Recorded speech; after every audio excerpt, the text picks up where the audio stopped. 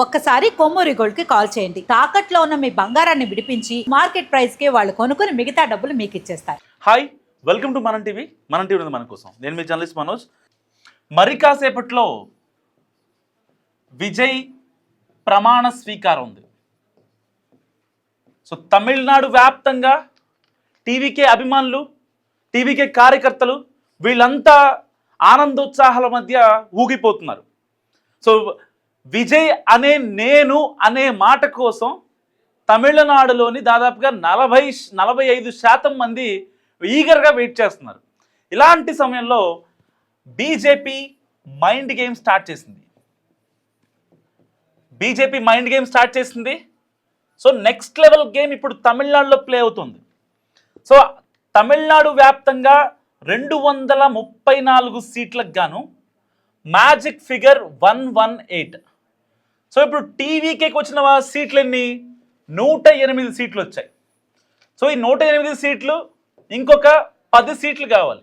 కాంగ్రెస్ దగ్గర నుంచి 5 సీట్లు తీసుకుంది టీవీకే పార్టీ. సో విజయ్కి అండ్ రాహుల్కి మంచి అవినాభావ సంబంధం ఉంది కాబట్టి సో నో ఇష్యూ. అండ్ ఆ కాంగ్రెస్ దగ్గర నుంచి ఏదైతే ఆ 5 సీట్స్ ఉన్నాయో ఇప్పుడు 108 + 5 113. ఇంకా 5 సీట్లు కావాలి. 5 సీట్లు ఎక్కడి నుంచి కావాలి? డిఎంకే నుంచి రావు, అన్నా డిఎంకే నుంచి వచ్చిన విజయ్ తీసుకోడు. సో కనిమొళ్ళి కావచ్చు, కొంతమంది కీలక నేతలు ఎవరైతే ఉన్నారో వాళ్ళంతా కూడా ఎట్టి పరిస్థితిలో డిఎంకే భావజాలం కావచ్చు, అన్నా డిఎంకే భావజాలం కావచ్చు, టీవీకే పార్టీలో ఉండడానికి వీలు లేదని ఆల్రెడీ ఈ యొక్క విజయ్ చెప్పాడు. ఇలాంటి నేపథ్యంలో కాంగ్రెస్ దగ్గర నుంచి 5 సీట్స్ లాక్కుంది ఏదైతే టీవీకే పార్టీ. సో ఇప్పుడు లెఫ్ట్ పార్టీలు సిపిఐ కావచ్చు, అండ్ పిఎంకే కావచ్చు, అండ్ డిఎండికే కావచ్చు, ఐయుఎంఎల్ కావచ్చు.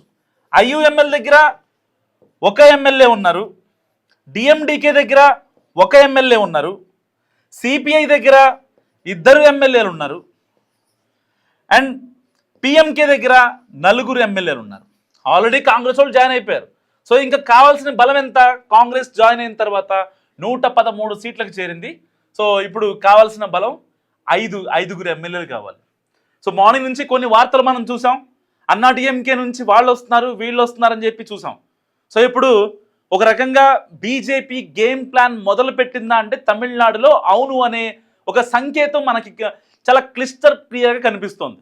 ఇప్పటిదాకా ప్రమాణ స్వీకారానికి విజయ్ కూడా రెడీ అయిపోయాడు. సో ఇటు గవర్నర్ ఎలాంటి అఫీషియల్ స్టేట్మెంట్ కూడా చేయలేదు. ఎందుకంటే సరిగ్గా 24 గంటల క్రితం అయితే టీవీకే పార్టీ చీఫ్ విజయ్ ఒక మెయిల్ పెట్టాడు గవర్నర్కి. సో డైరెక్ట్గా వెళ్ళి కలవలేదు, ఒక మెయిల్ పెట్టాడు. సో ఆ మెయిల్ తర్వాత ఏదైతే టీవీకే పార్టీ శాసనసభ పక్ష సమావేశం జరిగింది. పార్టీ ఉన్నటువంటి గెలిచిన ఎమ్మెల్యేలతో ఆయన్ని శాసనసభ పక్ష నేతగా ఎన్నుకున్నారు. సో ఒక్కొక్క ఎమ్మెల్యేతో మాట్లాడి వాళ్ళ యొక్క సజెషన్ తీసుకున్నారు. అయితే రిమైనింగ్ ఎమ్మెల్యేలు కావాలో దానికి ఎవరెవరితో మనం కలిస్తే బాగుంటుంది, క్లీన్ చిట్ ఉన్న ఎమ్మెల్యేలని మనం తీసుకోవాలి, ఎవరిని పడితే వాళ్ళని, లేకపోతే కేసులు ఉన్న వాళ్ళని, అక్రమాలు అరాచకాలు చేసిన వాళ్ళని తీసుకోవద్దని చెప్పి చాలామంది ఎమ్మెల్యేలు ఆయనకి ఒక సజెషన్ చేసి ఇచ్చారు. సో ఇలాంటి నేపథ్యంలో ఏం జరిగింది? ఎట్టి పరిస్థితుల్లో ఆ ఎమ్మెల్యేలంతా కూడా ఈయనకి మీ ఫేమ్ పోకూడదు, ఇప్పటిదాకా టీవీకే పార్టీ అంటే ఒక వాల్యూ ఉంది, అండ్ మీకంటూ ఒక వాల్యూ ఉంది, విజయ్కి వాల్యూ ఉంది, టీవీకేకి వాల్యూ ఉంది. సో ఆ వాల్యూని కాపాడుకోవాలి అంటే ఎవరిని పడితే వాళ్ళని పార్టీలోకి రాకూడదు అని చెప్పి ఈ యొక్క 107 ఎమ్మెల్యేలు అందరూ చాలా క్రిస్టల్ క్లియర్గా చెప్పారు. మనం ఎట్టి పరిస్థితుల్లో పార్టీ ఫామ్ చేస్తాం అండ్ గవర్నమెంట్ ఫామ్ చేస్తాం, దెర్ ఈజ్ నో ఇష్యూ. కానీ ఈ యొక్క వైట్ కాలర్ పెట్టుకొని చేసే పనులు ఉంటాయో అలాంటి ఎమ్మెల్యేలు మనం తీసుకోవడం వల్ల మన పార్టీ మనుగడకి, మన పార్టీ భావజాలానికి చాలా ఇబ్బందికర సిచ్యువేషన్ ఏర్పడుతుంది.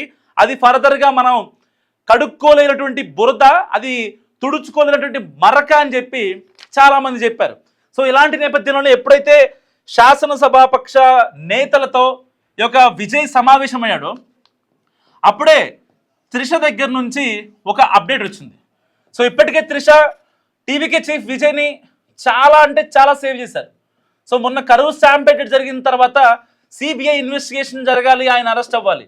కానీ త్రిష డైరెక్ట్గా ఢిల్లీ బీజేపీ పెద్దలతో అమిత్ షాతో భేటీ అయి ఆయన్ని సేవ్ చేశారు. సరే ఓకే అయిపోయింది. కానీ ఇప్పుడు పార్టీని ఫామ్ చేసి పార్టీలో ఉన్నటువంటి లొసుగులు కావచ్చు, అంతర్గత వ్యవహారాలు కావచ్చు, అండ్ ప్రభుత్వానికి సంబంధించిన లొసుగులు కావచ్చు, అధికారిక కార్యక్రమాలు కావచ్చు, అండ్ వాళ్ళు టీవీకే పార్టీ ఇచ్చిన హామీలు కావచ్చు. సో వీటన్నిటిని ఇంప్లిమెంట్ చేయాలంటే TVK needs BJP support. So ఇప్పుడు అందుకే బీజేపీ ప్లాన్ ఏ స్టార్ట్ చేసింది. ప్లాన్ ఏ అదే ఈ యొక్క లెఫ్ట్ పార్టీలు ఏవైతే ఉన్నాయో, ఇటు పిఎంకే కావచ్చు, డిఎండికే కావచ్చు, అండ్ సిపిఐ కావచ్చు, ఇటు ఐయుఎంఎల్ కావచ్చు, దాదాపుగా వీళ్ళ దగ్గర ఒక 8 మంది ఎమ్మెల్యేలు ఉన్నారు ఈ 4 పార్టీలకు సంబంధించి. ఆల్మోస్ట్ కాంగ్రెస్ ఆల్రెడీ ఇప్పుడు టీవీకేలో వచ్చేసింది కాబట్టి, కాంగ్రెస్ 5 సీట్స్ టీవీకేకి ఇచ్చేసింది కాబట్టి, సో ఇప్పుడు వాళ్ళకి కావాల్సిన బలం 5 ఎమ్మెల్యేలు. వీళ్ళ దగ్గర ఉన్న బలం ఈ 4 పార్టీల బలం 8 ఎమ్మెల్యేలు. సో ఈ 8 మంది ఎమ్మెల్యేలు ఇటే వస్తారని అందరూ 2 రోజులుగా అయితే మే 4న జరిగినటువంటి ఎలక్షన్ కౌంటింగ్ సమయంలో చాలామంది ఎక్స్పెక్ట్ చేశారు. సో ఆబ్వియస్లీ కాంగ్రెస్ అంటే సపోర్ట్ చేస్తుంది టీవీకేకే. సో రిమైనింగ్ అయితే ఈ లెఫ్ట్ పార్టీలు ఉన్నాయో వాస్తవానికి అవన్నీ కూడా టీవీకేకే సపోర్ట్ చేయాలి. కానీ ఇక్కడ బీజేపీ రంగంలో దిగింది. అమిత్ షా ఒక స్కెచ్ ప్లాన్ చేశాడు తమిళనాట. క్షణక్షణం ఉత్కంఠ రేగుతోంది తమిళనాడులో. ఏ క్షణం ఏం జరుగుతుందో రేపు యాక్చువల్గా కరెక్ట్గా రేపు ఉదయం 11:30 ఇటు PM Narendra Modi, Rahul Gandhi and AP CM Chandrababu Naidu, Telangana CM Revanth Reddy, so అతిరథు మహారథుల మధ్య అంగరంగ వైభవంగా జరగాల్సినటువంటి స్వేరింగ్ సెరిమోనీ ఇప్పుడు గవర్నర్ మాటతో ఒక రకంగా బ్రేక్ పడిందని చెప్పాలి. సో ఇలాంటి నేపథ్యంలో అసలు సిచ్యువేషన్ ఎలా ఉంటుందో అర్థం కానటువంటి ఒక ప్రత్యేక పరిస్థితి ఇప్పుడు తమిళనాడు మనకు కనిపిస్తోంది. వాస్తవానికి 100% ప్రజలు ఏదైతే టీవీకే పార్టీ తరపునే ఉన్నారని చాలామంది అనుకుంటున్న నేపథ్యం, అండ్ గెలిచినటువంటి టీవీకే పార్టీలో జాయిన్ అయితే మనకు కూడా కాస్త ఫ్యూచర్ ఉంటుందని చెప్పి ఇటు డిఎంకే నేతలు కావచ్చు అండ్ అన్నా డిఎంకే నేతలు కావచ్చు వీళ్ళంతా ఎంతో ఆశపడ్డారు. కానీ సో డిఎంకే తన పార్టీ ఎమ్మెల్యేలని కాపాడుకోవడంలో చాలా అంటే చాలా సఫలీకృతమైంది. అండ్ ఫర్దర్గా ఏడిఎంకే కూడా వాళ్ళ పార్టీ ఎమ్మెల్యేస్ని సేవ్ చేసుకోవడంలో చాలా ఈగర్గా చాలా స్ట్రాటజికల్గా వెళ్ళిందని చెప్పుకోవచ్చు. అండ్ ఏదైతే లెఫ్ట్ పార్టీలు ఉన్నాయో పిఎంకే కావచ్చు, సిపిఐ కావచ్చు, ఐయుఎంఎల్ కావచ్చు, డిఎండికే కావచ్చు, ఈ 4 పార్టీలు కూడా తమ కార్యాచరణకి బ్రేక్ వేశాయి. ఎట్టి పరిస్థితిలో మేము తర్వాత చెప్తాం, ఇప్పుడే కాదు అని చెప్పారు. సో ఇప్పటికే గవర్నర్ ఇచ్చిన ఒక స్టేట్మెంట్తో విజయ్ ప్రమాణ స్వీకారానికి బ్రేక్ పడింది. ఎప్పుడు జరుగుద్ది ప్రమాణ స్వీకారం? నిజంగా అంటే అప్పట్లో ఎన్టీఆర్, ఎంజీఆర్ అండ్ ఇప్పుడు విజయ్. సో అప్పుడు సిచ్యువేషన్ చాలా ఇంత టిపికల్గా లేదు. బట్ ఇప్పుడు ఈ సిచ్యువేషన్ మాత్రం చాలా క్రూషియల్గా ఉంది. ఏ క్షణం ఏం జరుగుద్దో అనే ఉత్కంఠ. ఎందుకంటే ఆల్రెడీ టీవీకి దగ్గర 108 మంది ఎమ్మెల్యేలు ఉన్నారు. అండ్ విజయ్ 2 చోట్ల పోటీ చేశారు. ఒకటి పెరంబదూర్ అండ్ రెండో వచ్చేసి తిరుచి ఈస్ట్. సో అక్కడ నుంచి తీసేస్తే 107 ఉంటాయి. ఇప్పుడు వాళ్ళకి కావాల్సింది 11 సీట్స్. అంటే లాజికల్గా మాట్లాడుకుంటే గెలిచిన అభ్యర్థులు ఉన్నారు. కానీ ఇంకొక 2 నెలల్లో ఆయన అంటే ఇప్పుడే చేసే సీఎం అయిన తర్వాత రిజైన్ చేయొచ్చు. 2 చోట్ల ఎమ్మెల్యేగా ఉంటాను కుదరదు. సో అందుకనే సీఎం అయిన తర్వాత చేసేయచ్చు, లేకపోతే సీఎం కాకముందు చేసేయచ్చు. అక్కడ మళ్ళీ త్రిష పోటీ చేస్తారని ప్రచారం జరిగినప్పటికీ అదంతా అవాస్తవం తేలిపోయింది. సో అక్కడ రిటైర్డ్ ఐఏఎస్ ఒకతను నాగాయం అనే వ్యక్తి ఉన్నారు. Retired IAS నాగాయం. నాగాయమైన వ్యక్తికి తిరుచి ఈస్ట్ నుంచి టికెట్ ఇవ్వడం జరుగుతుంది టీవీకే. సో ఇలాంటి నేపథ్యంలో ఒక రకంగా త్రిషకి భారీ షాక్ ఇచ్చాడు విజయ్.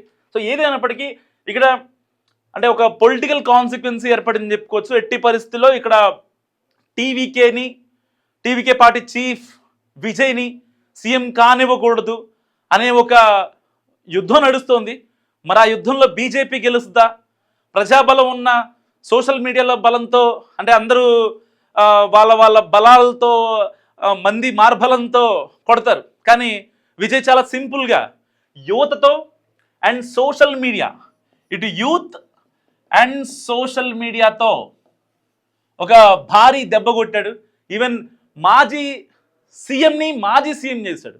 ఒక పార్టీ అధ్యక్షుడు 10 ఏళ్ల పాటు అధికారంలో ఉండి అలాంటి వ్యక్తిని, అంటే స్టాలిన్ గురించి మాట్లాడుతున్నా, స్టాలిన్ అనే వ్యక్తిని ఆయన ఇంట్లో కూర్చోబెట్టారంటే సో ఆయనకున్న ఇటు స్టాలిన్ మీద ఉన్న యాంటీ ఇన్కంబెన్సీ అండ్ ఇతని మీద ఉన్న ఏదో చేస్తాడు అనే ఒక భావన ప్రజల్లో ఉంది కాబట్టే ఇంతగానం మార్పు వచ్చింది తమిళనాడులో. మరి విజయ్ ప్రమాణ స్వీకారం జరుగుతుందా లేదా మీరేమనుకుంటున్నారో మస్తుగా కామెంట్ చేయండి. చూస్తూనే ఉండండి మనం టీవీ.